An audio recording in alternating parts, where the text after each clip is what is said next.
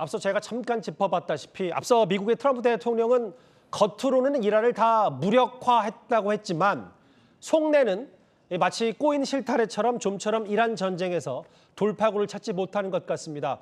그래서 그런지 되레 이 미국의 대이란 공습이 더 강도를 높이는 것 같죠? 제 옆에 국제부 이현영 기자 나와 있습니다. 어서 오십시오.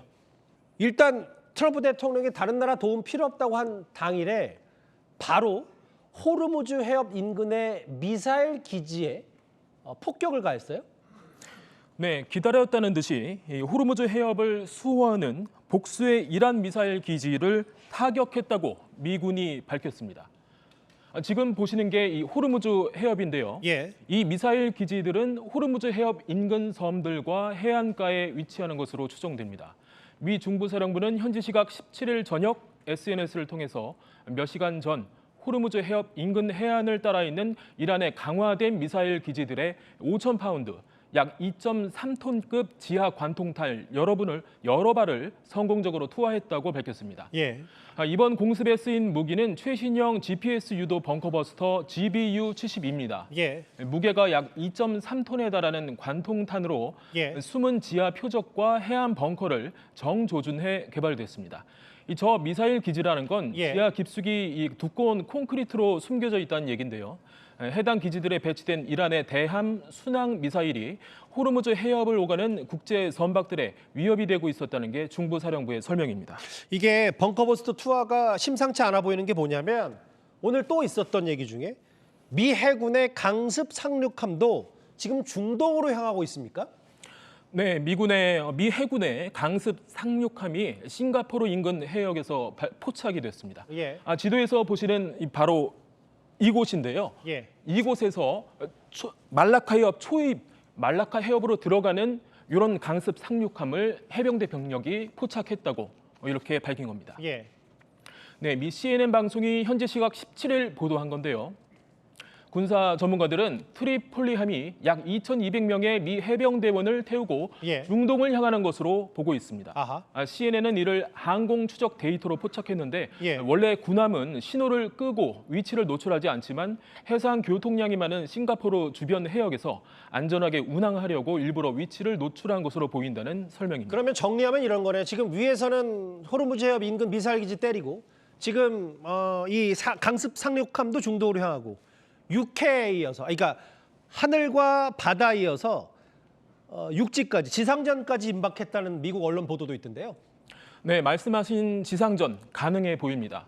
이 트리폴리의 강습 상륙함, 원래 일본 나가사키현 사세보 해군기지에 배치됐다가 이동하고 있는 것이고요. 예. 작은 항공모함 정도로 말씀드릴 수 있습니다. F-35 전투기와 수송기, 병력도 1,000명 이상 수송 가능합니다. 특히 해병대 병력이 다수 포함된 걸로 알려졌는데 예. 이 때문에 미군이 지상군을 투입하려는 것 아니냐는 분석이 나옵니다. 호르무즈 해협 인근 섬들과 해안, 특히 이란의 원유 수송 터미널인 하르그 섬 장악을 시도하는 전략도 선택지에 오른 것으로 보입니다. 이게요. 예. 이런 게 있을 거예요. 지금 육해군 총력전을 호르무즈를 둘러싼 국면이 새롭게 맞이했다. 새 국면을 맞이했다. 실제로 군 출신인 민주당 김병주 의원이 오늘 저희 정치시간에 출연해서 미국이 딱 2군데만 장악을 하면 호르무즈 해협 봉쇄가 저절로 풀린다. 이렇게 말하기도 했습니다. 미국에서는 2개 섬을 만지작거릴 거예요. 그럼 하르그 섬하고 캐슘 섬이라고 있어요. 네. 하르그 섬은 이란의 경제의 목줄을 지는 거고요. 네. 호르무즈 해협에 가장 인접해 있는 큰 섬이 캐슘 섬이에요. 네. 거기를 장악을 하게 되면은 호르무즈 해협의 봉쇄는 저절로 풀리기 때문에 그 2개 섬에 대한 통제력을 갖기 위해서 노력할 걸로 봐요.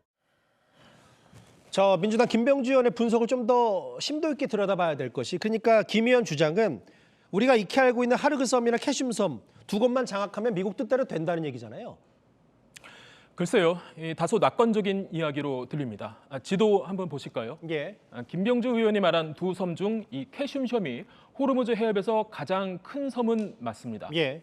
제주도 면적의 80% 남짓 되는 큰 섬이고요. 실제로 캐슘 섬을 장악한다는 건 그 섬만 노려서 될 일이 아니라 해협 인근의 미사일 기지들을 비롯해서 여러 위협 요인들을 제거해야 가능한 얘기로 보입니다. 예. 역시 하르그 섬도 미국이 지상군 투입까지 감행하더라도 바로 이란의 목줄을 쥐는 건 아닙니다. 물론 이란 원유 수출의 90%가 이곳을 통하는 이런 섬 자체가 예. 주요 석유 터미널인 건 맞습니다만 결정적으로 석유 시설을 공격하는 건 넘지 못할 레드라인과 마찬가지거든요. 한마디로 이 선을 넘으면 이란도 중동의 무차별 공격에 나설 가능성이 있고요. 또 향후 이 승전을 하더라도 이란이라는 국가를 경제적으로도 재건할 여지를 남겨야 한다는 점 고려해야 합니다. 그러니까 이제 김병주 의원의 주장을 이현영 기자가 나름대로 분석한 건 설사 그 두 섬을 장악하더라도 그 나중에 뒷감당까지 고려한다면 그렇게 쉬운 일이 아니다. 그런데 이현영 기자, 이게 호르무즈를 만약에라도 그 미군에게 장악을 이란이 당한다고 하면 그럼 아예 그냥 우리도 호르무즈 안 쓰겠다. 아예 호르무즈를 망쳐버리겠다. 이런 전략도 이란에게 있는 것 같더라고요. 그렇습니다. 이란 국회의장 모하마드 바게르 갈리바프가 오늘 SNS에 호르무즈 해협은 전쟁 이전 상태로 돌아가지 않을 것이라고 경고했는데요. 예. 전쟁이 끝나더라도 호르무즈 해협을 오가는 모든 선박에 계속해서 통제권을 행사하겠다는 뜻으로 풀이됩니다. 이란은 호르무즈 해협을 향해 세 종류의 전력을 구축하고 있습니다. 기뢰, 모기 함대, 미사일입니다. 크기가 작아서 제거에 상당 시간이 걸리는 기뢰에다 이 벌떼 같은 모기 함대, 여기에 이란이 보유한 것으로 평가받는 초음속 미사일을 쏘면요. 발사부터 도달까지 짧게는 수십 초에서 길어야 2분밖에 걸리지 않거든요. 예. 이처럼 하나의 요새가 돼 유리한 고지를 이란이 점령하고 있습니다.